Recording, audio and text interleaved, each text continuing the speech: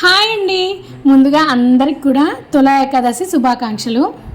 మరి ఈ రోజైతే శ్రీ మహావిష్ణువుకి ఎంతో ఇష్టమైన రోజండి.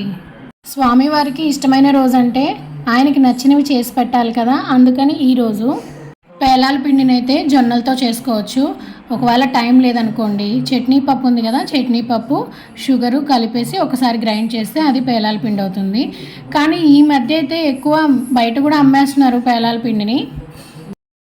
శ్రీ మహావిష్ణువుకి ఎర్రనూకతో చేసిన హల్వా కానీ గోధుమ రవ్వతో చేసిన హల్వా అయినా ఎంతో ప్రీతికరమైనది. మరి నేనైతే ఈరోజు గోధుమ రవ్వతోటి హల్వా చేస్తున్నాను. ఒక గిన్నెలో 2 గ్లాసుల నీళ్ళు, 1 గ్లాస్ పాలు పోసుకొని అవి మరిగాక గోధుమ రవ్వను కూడా ఒకసారి నెయ్యిలో బాగా వేయించుకోవాలండి. వేయించుకున్నాక ఈ బాయిల్ అయిన నీళ్ళల్లో వేసి ఒకసారి బాగా కలుపుకొని మూత పెట్టుకోవాలి. అది బాగా మగ్గాక తర్వాత 1 గ్లాస్ గోధుమ రవ్వకి 1 గ్లాస్ షుగర్ పడుతుంది. ఆ షుగర్ కూడా వేసేసుకొని బాగా కలుపుకొని జీడిపప్పు, ఇలాచీ పౌడర్ వేసుకుంటే హల్వా రెడీ అయిపోయినట్టే. అసలు పేలాల పిండి ఎందుకు చేసుకుంటామో తెలుసా? వాతావరణ పరిస్థితుల వల్లండి. అంటే ఎండాకాలం పోయి వర్షాలు వస్తుండేటప్పుడు, ఈ మార్పు వచ్చేటప్పుడు వచ్చే కాలం బట్టి మన శరీరం కూడా ఆరోగ్యపరంగా అనేక మార్పులు వస్తాయి.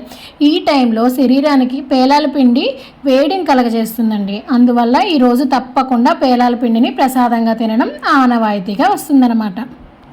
ఈ ఆషాఢ మాసంలో శుక్లపక్షంలో వచ్చే ఏకాదశి తిథిని తొల ఏకాదశి అని, శయన ఏకాదశి అని అంటారు. శ్రీ మహావిష్ణువు యోగ నిద్రలోకి వెళ్ళే రోజండి ఇది. కాబట్టి ఈరోజు విష్ణు సహస్రనామ స్తోత్రం విన్నా ఎంతో మంచిది. వీలు కాని వాళ్ళైతే ఒక 4 మంత్రాలు, ఒక్కో మంత్రం 21 సార్లు కానీ లేదా 11 సార్లు కానీ చదవాలి. ఆ మంత్రాలు ఏంటో చూద్దామా?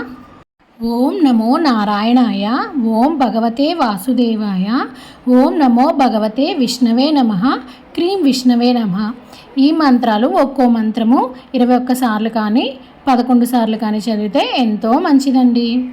ఈరోజు నేను చేసిన ప్రసాదంతో పాటు లంచ్ బాక్స్కి ఏమేమి చేశానా అని కూడా చూపించాను.